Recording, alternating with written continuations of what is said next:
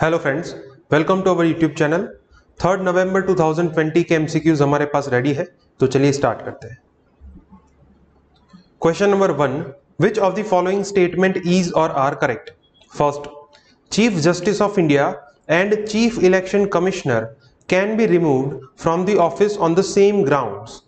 Second, Constitution empowers election commission to make provision with respect to elections to legislatures। तो चलिए देखते हैं correct answer क्या होगा। Correct answer is A, one only. First is correct, second is incorrect. Chief justice of India and chief election commissioner दोनों को अगर office में से निकालना है तो उनके लिए सेम ग्राउंड है, that is proven misbehaviour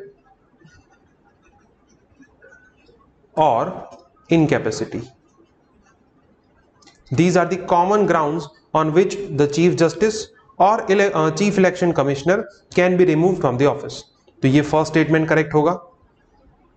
accordingly जो कंट्रोलर एंड ऑडिटर जनरल है उनके लिए भी सेम ग्राउंड होगा। So first is correct.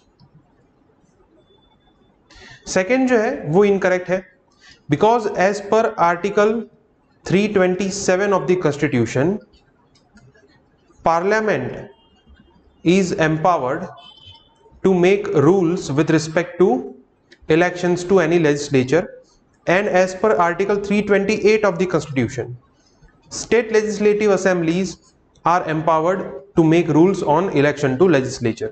Election commission के पास ये पावर्स नहीं है कि वो किसी पर्टिकुलर लेजिस्लेचर के लिए इलेक्शन के रूल्स बना सके।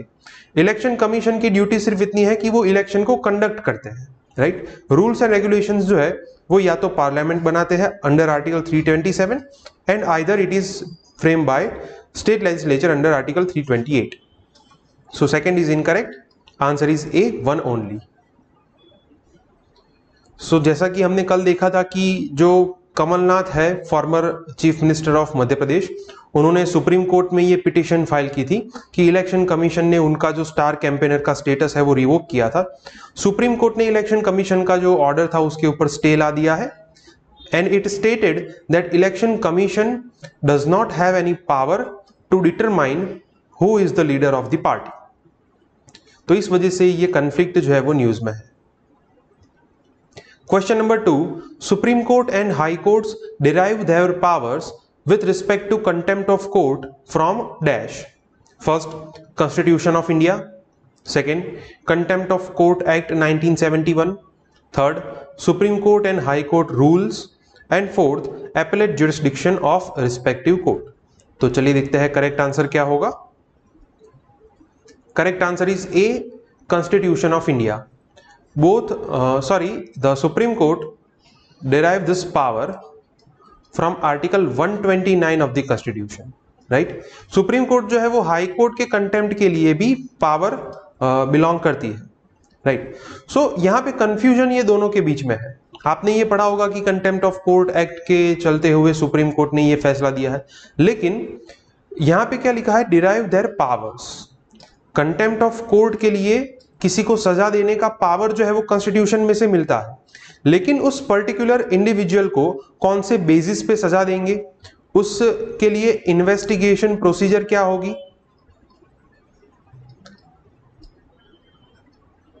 राइट। तो ये प्रोसीजरल एस्पेक्ट जो है वो एस्पेक्ट कहां पे लिखे हैं, कंटेम्प्ट ऑफ कोर्ट एक्ट में लिखे हैं कि क्या आप सजा कौन सी दे सकते हैं, इन्वेस्टिगेशन किस बेसिस पे होनी चाहिए।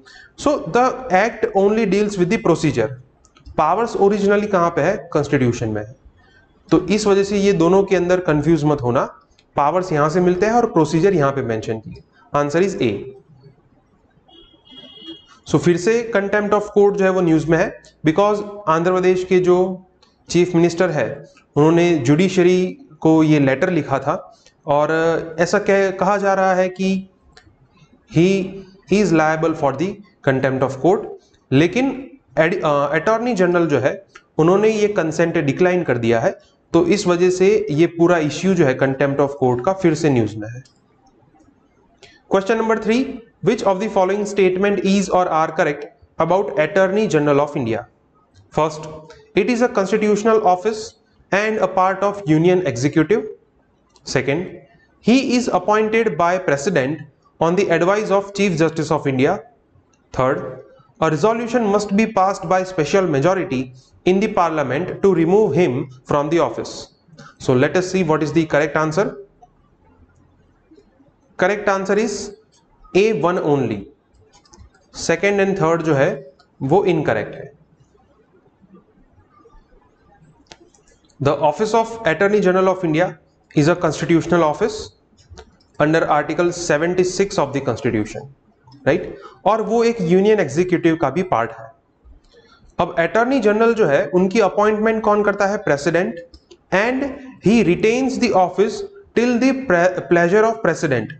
मतलब कि प्रेसिडेंट के पास ही अथॉरिटी है कि वो जब चाहे तब अटॉर्नी जनरल को निकाल सकते हैं, राइट? लेकिन ये सेकंड स्टेटमेंट गलत इसलिए है because president appoints attorney general on the advice of government. वो गवर्नमेंट की एडवाइस पे अटॉर्नी जनरल को अपॉइंट करते हैं. बिकॉज जो लीगल केसेस है उसके अंदर अटॉर्नी जनरल जो है वो गवर्नमेंट को एड्रेस करते हैं, गवर्नमेंट को रिप्रेजेंट करते हैं.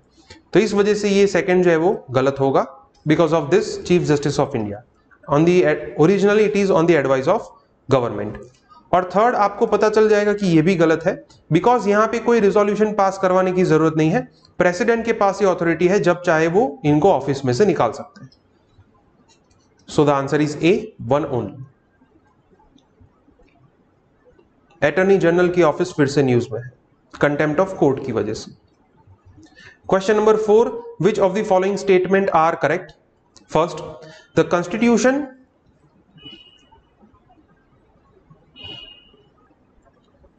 empowers Parliament to frame laws on subject included in the state list if the President seeks it necessary. Second, the legislative competence of Parliament can also extend to subjects enumerated in the state list under Article 356. Third, state legislature has power to override the suspensive veto of president. तो चलिए देखते हैं correct answer क्या होगा. Correct answer is B second only. First and third जो है वो incorrect है, सेकेंड इज करेक्ट. अब देखिए ये सब यहां पे जो दिया गया है वो स्टेट लेजिस्लेचर की लिमिटेशंस है. These are the limits of state legislature. सबसे पहले ये लिखा है कि कॉन्स्टिट्यूशन ने पार्लियामेंट को ये पावर्स दिए हैं कि वो स्टेट लिस्ट के ऊपर लॉज बना सकते हैं. अब कंडीशन क्या लिखी है? If the president seeks it necessary. तो ये कंडीशन जो है वो गलत है बिकॉज यहां पे प्रेसिडेंट का रोल नहीं होता. अगर उस पर्टिकुलर स्टेट में बाइकैमरल लेजिस्लेचर है और वहां का जो लेजिस्लेटिव काउंसिल है, अगर उनको ऐसा लगता है कि इस पर्टिकुलर सब्जेक्ट के ऊपर पार्लियामेंट को लॉ बनाना चाहिए, तो उस केस में पार्लियामेंट के पास ही अथॉरिटी है कि वो उस पर्टिकुलर सब्जेक्ट पे कोई कानून बना सकते हैं, राइट? यहाँ पे प्रेसिडेंट का कोई रोल नहीं है. तो इस वजह से फर्स्ट जो है वो इनकरेक्ट होगा. सेकेंड जो है वो करेक्ट है. इनडायरेक्टली यहाँ पे प्रेसिडेंट रूल के ग्राउंड्स की बात हो रही है. ग्राउंड्स दो है, आर्टिकल 356 एंड 365. अब 356 के अंदर ये है कि failure of constitutional mechanism in the state. तो इस केस में ये करेक्ट होगा कि अगर स्टेट का गवर्नेंस जो है वो कॉन्स्टिट्यूशन के अकॉर्डिंग अगर नहीं चल रहा तो ऐसे केस में पार्लियामेंट जो है वो टेक ओवर करेगी और किसी भी स्टेट लिस्ट के सब्जेक्ट के ऊपर कानून बना सकती है. तो सेकंड जो है वो करेक्ट है. Third is incorrect because state legislature के पास प्रेसिडेंट का सस्पेंसिव वीटो ओवरराइड करने की परमिशन नहीं है.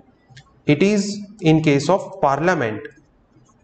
अब ये कहना क्या चाह रहा है वो मैं आपको बताता हूं. जैसे फॉर एग्जांपल पार्लियामेंट है और यहां पे स्टेट लेजिस्लेचर है.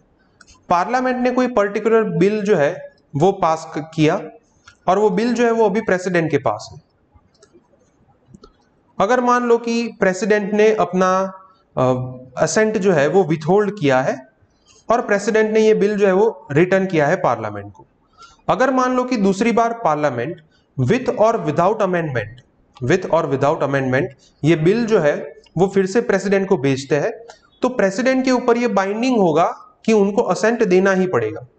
The president must give his assent to this bill. अब स्टेट लेजिस्लेचर ने मान लो कि कोई बिल पास किया है और वो बिल जो है वो गवर्नर ने प्रेसिडेंट की कंसिडरेशन के लिए भेजा है। प्रेसिडेंट ने ये बिल जो है वो रिटर्न किया स्टेट लेजिस्लेचर को। अगर मान लो कि स्टेट लेजिस्लेचर फिर से उसमें विथ और विदाउट अमेंडमेंट उस बिल को पास करके अगर मान लो कि वो फिर से बिल जाता है प्रेसिडेंट के पास, तो प्रेसिडेंट के ऊपर ये कोई बाइंडिंग ऑब्लिगेशन नहीं है कि उनको फिर से असेंट देना ही पड़ेगा। It can use it's suspensive veto for any number of time in case of state legislatures bill. उस प्रकार के बिल के अंदर प्रेसिडेंट जितनी बार चाहे उतनी बार बिल को रिटर्न कर सकते हैं। तो इस वजह से state government does not have power to override the suspensive veto of president. तो इस वजह से थर्ड जो है वो भी गलत होगा, answer is B, second only. Rajasthan ने ये बिल पास कर लिए है फार्म लॉस के अगेंस्ट में। अब ये बिल जो है अगर उनको प्रेसिडेंट का असेंट मिल जाता है then it will prevail over the central law. Question number 5, which of the following state has recently started use of satellites to detect drugs cultivation in the state? First Odisha, second Tamil Nadu, third Telangana and fourth Karnataka. So let us see what is the correct answer.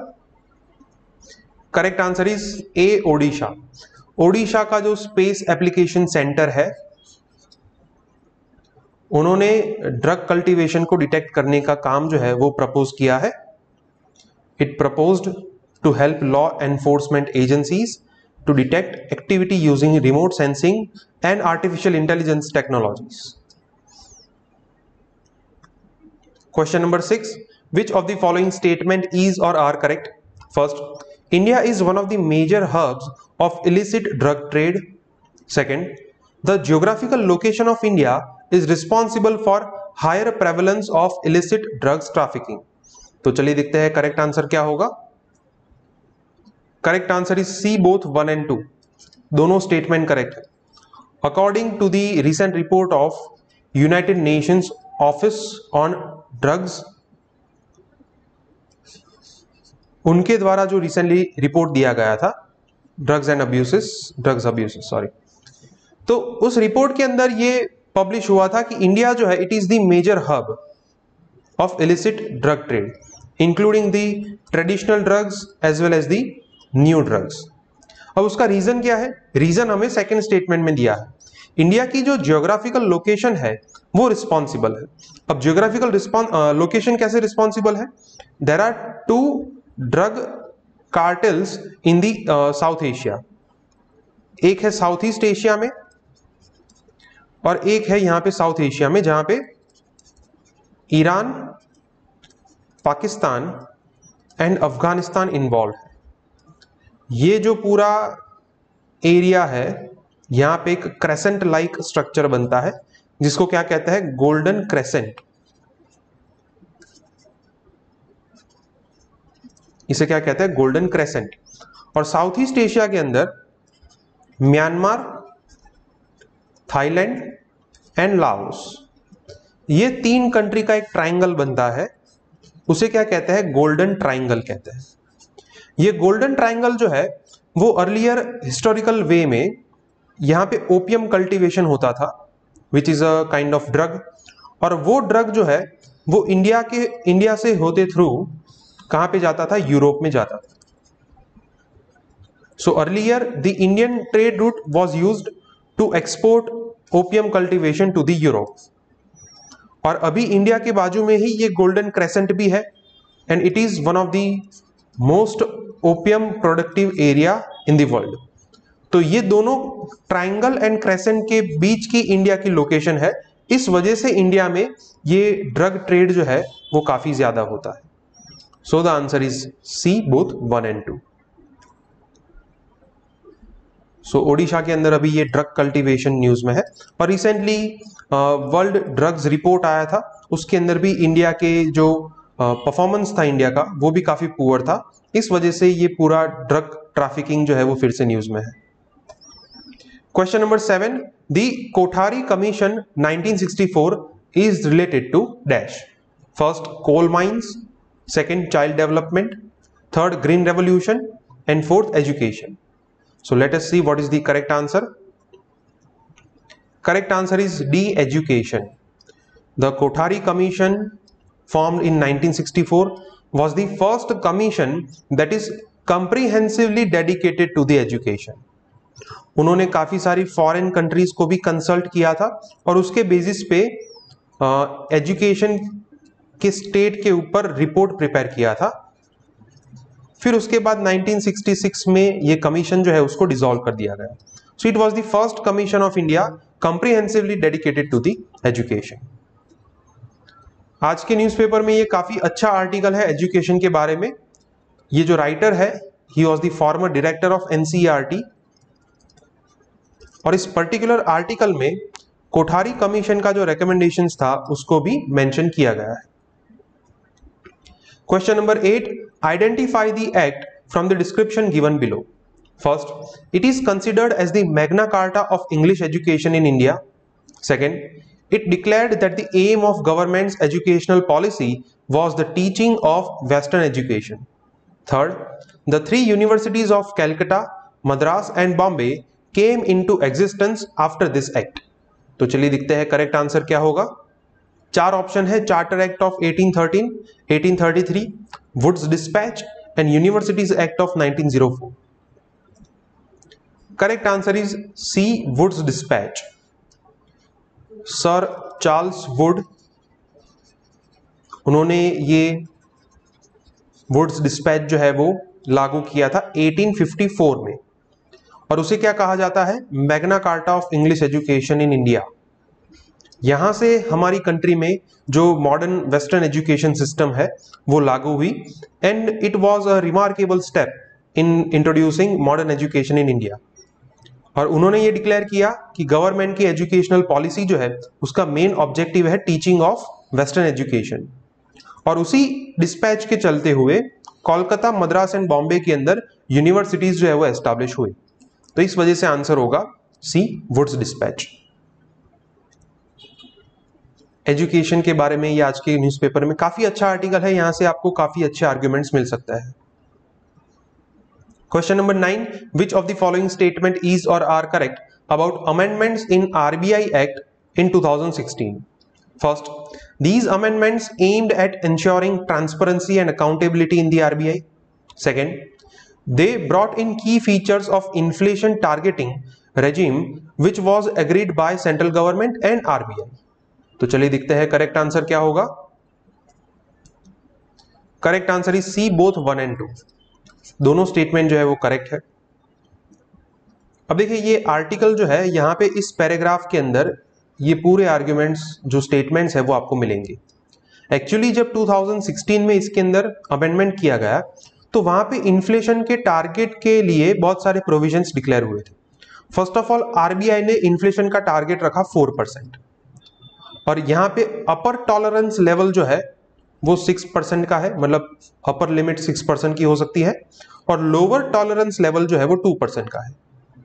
अब इस amendment के अंदर main provision ये था, अगर मान लो कि ऐसी सिचुएशन आती है कि इन्फ्लेशन या तो 6% से ज्यादा हो जाए या तो 2% से कम हो जाए, तो ऐसे केस में क्या होगा। ऐसे केस में आरबीआई जो है उनको गवर्नमेंट को, सेंट्रल गवर्नमेंट को एक रिपोर्ट देना होगा।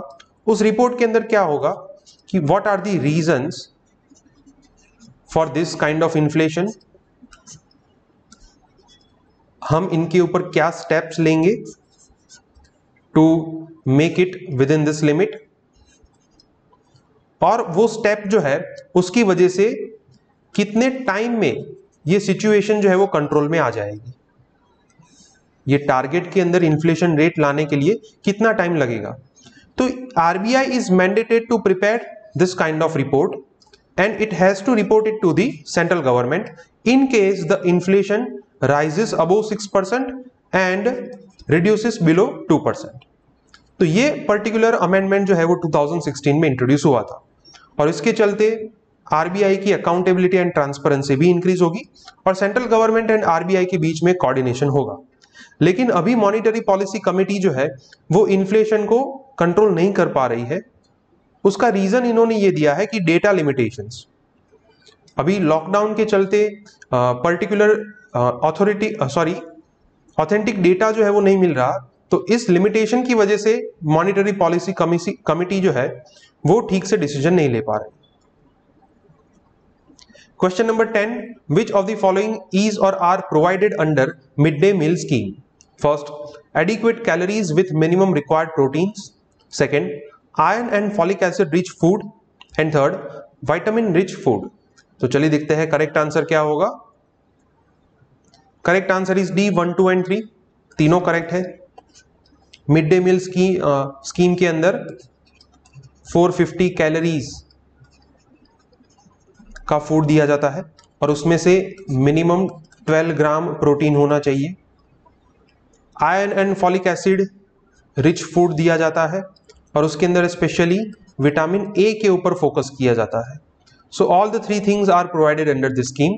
Answer is D 1, 2 and 3।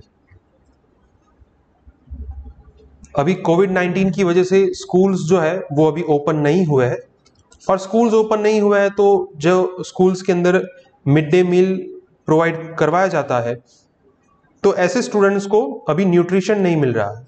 तो ऐसे स्टूडेंट्स के कंसर्न के रिगार्डिंग आज के न्यूज़पेपर में ये काफ़ी अच्छा आर्टिकल है। ओके फ्रेंड्स, तो आज के 10 MCQs यहाँ पे कंप्लीट होते हैं। अगर आपको कोई डाउट है तो आप कमेंट सेक्शन में लिख सकते हैं। हमारे वीडियो आपको पसंद आए तो इसे लाइक कीजिए और हमारे चैनल को सब्सक्राइब कीजिए। Thank you.